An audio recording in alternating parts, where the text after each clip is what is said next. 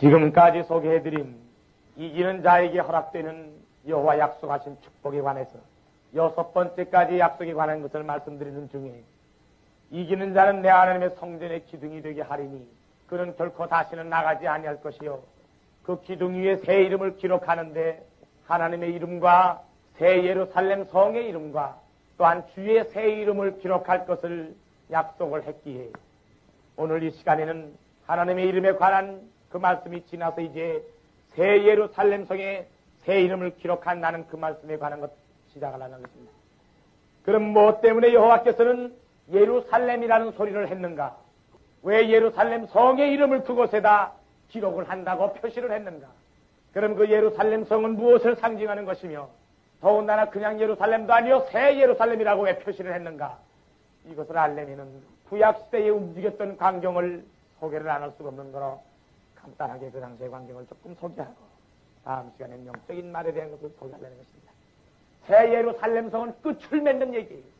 어린 양의 아내 될 자격자들을 사도 요한에게 보여줄 적에 이상 중에 그를 불러서 성령이 그를 이끌어서 높은 산 꼭대기로 올라가 내려다볼 적에 하나님께로부터 내려오는 새 예루살렘 성이 있거늘 그 예루살렘 성은 바로 어린 양의 신부되는 자격자들을 보여줄 적에 그 장면은 오색 찬란한 각종 보석으로 꾸며진 장면을 사도 요한에게 보여줬다. 그럼 그 장면과 오늘 이 시간 소개드리는 장면의 연관성을 여러분들이 알고 지나가야 앞으로의 여호와의 세계가 어떻고 왜 많은 사람들이 그러한 반전에 참여하고자 노력을 했던가를 알게 될 것입니다. 그럼 여호와께서는 아담 해와가 죄 짓기 전 에덴 동산에 있었던 아름다움을 이 세상에서 가장 귀한 보석으로 표시했어요. 그래서 제사장의 예복을 바로 이 아담 해와가 죄 짓기 전 아름다운 모양으로 갖추라 해서 지시했어요. 그래서 새 예루살렘 성에 어린 양의 신부되는 자격자들이 예복을 갖춘 예복이 아담 해와가 죄 짓기 전에 아름다운 형상의 예복을 갖춰야 돼요. 자, 그러면 우선 여호와께서 그와 같이 아름다운 것을 갖춰야 거룩한 장소인 성소에 들어올 수 있다 해서 인생은 죄를 비단져서 아름답지 못했을 망정 옷이라도 아름답게 옛 에덴 동산에 아담 해와가 소유하고 있던 아름다움을 갖추라 해서 옷에다가 그 표시를 했어요. 그래서 지시한 옷이 제사장의 예복이에요. 그러면 이러한 것을 가지고 들어가게 했을 적에 아론이 그 옷을 입고서 하나님께 성결이다 하는 이런 인을 박힌 요것을 쓰고 그걸 들어가지 않으면 하나님께 제사를 드려도 하나님께 제사를 받지 않아요. 그건 무슨 뜻이냐면은 여러분들 신학시대 와서 이마에다가 표시를 주는 걸 뭘 친다 그랬죠? 인친다 하는 걸 내가 말했어요. 그러므로 인 맞은 자의 수를 들으니 인 맞은 자가 각 지파 중에 12,000명씩 12지파니까 몇만 명? 144,000은 이마에 무슨 표를 받았어요? 하나님의 인을 받았죠. 인침을 받았다 이거야. 그러면 이 인침이라는 것은 지금 바로 여기에 육적인 제사장이 거룩한 성소에 이렇게 들어갈 적에 이마에다가 표를 달았는데 여호와께 성결이라는 이런 표를 단 사람이 성소에 들어간다는 건 다시 말해서 제사장의 자격이다. 제사장 특별이다. 이거 직분을 행하는 사람이다 이거야. 그러면 144,000이 이마에 인을 맞았다 했거늘 그 인은 바로 무슨 직분을 행하는 사람들이에요? 제사장의 직분을 행하는 사람들이에요. 그러면 제사장의 직분을 행하는 사람들인데 이 인을 맞은 제사장들은 여기에 표를 단 제사장하고는 달라. 왜? 그래서 선지자들이 예언했죠. 아론의 반열의 제사장이 아닌 다른 반열의 제사장을 세워야 된다 하는 걸 예언했습니다. 그래서 아론은 무슨 지파라고 그랬어요? 레위 지파지만은 다른 지파로서 한 사람이 나타나거늘 주님은 무슨 지파로 표현했죠? 유다 지파로 표현했어요. 주님은. 그러면 이와 같이 모든 걸 새겨가지고 하나님 앞에 제사를 드리러 들어갈 적에 아론이 몸에 입고 있는 그 예복에 몇 지파의 이름이 기록되어 있다고? 그럼 12지파의 이름이 기록되어 있는 거로 아론이 가서 제사를 드리면 누구를 대표한 제사예요? 그렇죠. 12지파를 대표한 제사인 거로 아론이 이름을 쓰고서 드리는 그 제사가 여호와께 상달이 되는 이상에는 아론에게 속한 모든 사람들의 죄가 도말받을 수 있는 거예요. 하나님 앞에. 왜 하나님의 성전의 기둥이 되게 하고 거기다 예루살렘 성의 이름을 기록하고 주의 새 이름을 기록하나 그 원인을 알아야 돼요. 그래서 설명을 드리는 거야. 제 얘기가 아니에요. 난 여호와의 섭리를 그대로 가르쳐 드리는 거예요. 그러면 아론의 반열의 제사장은 한 사람이 계속해요. 죽으면 딴 사람이 나와요. 딴 사람이 나오죠? 이 나올 적 역시도 제사장 자신이 온전치 못해. 제사장 자신이.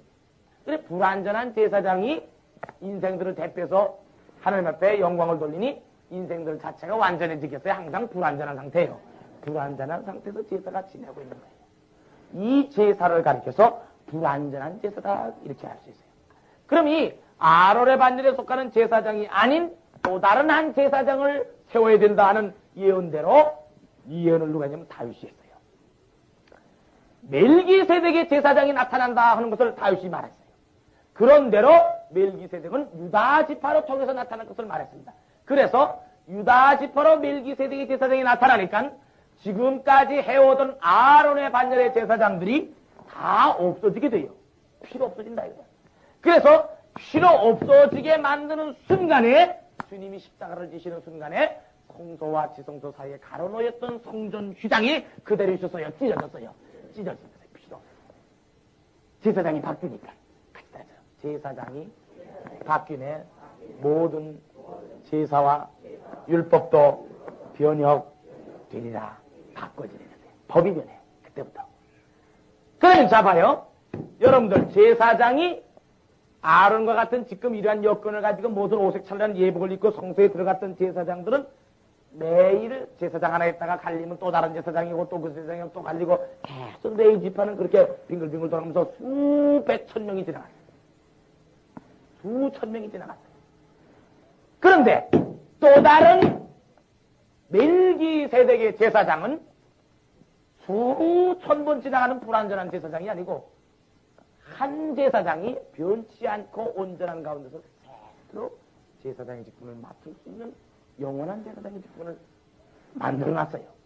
그럼 이때에 예수님이 멜기세덱의 제사장의 직분이 됨으로 말미암아 완전한 영혼이 없어지지 않을 멜기세덱의 반열에 참여할 모든 사람들을 가르쳐서 그 이마에 마치 성소에 들어갈 자들에게 이마에 하나님께 성결한 패가 있는 것처럼 예복을 갖출 적에 바로 어떤 예복을 갖추냐면은 정한 세마포 예복을 어린 양의 아내는 갖추도록 지시를 했습니다.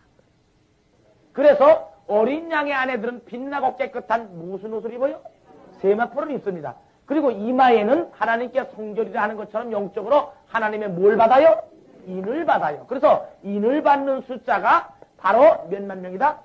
또 세마포를 입은 숫자가 몇만 명이다? 바로 어린 양의 백마를 타고 뒤따르는 숫자 십자가의 군병도 역시 몇만 명이다? 이게 다 그 원리예요.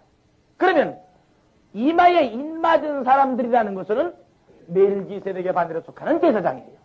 그러면 이와 같은 하나님의 아들과 방불한 존재로 되는 자들의 이마에는 성령인이 치적이 되어 있어요.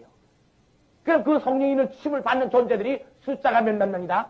14만 4천 명이거늘 이 14만 4천 명은 바로 어린 양의 뭐라고 그랬어요?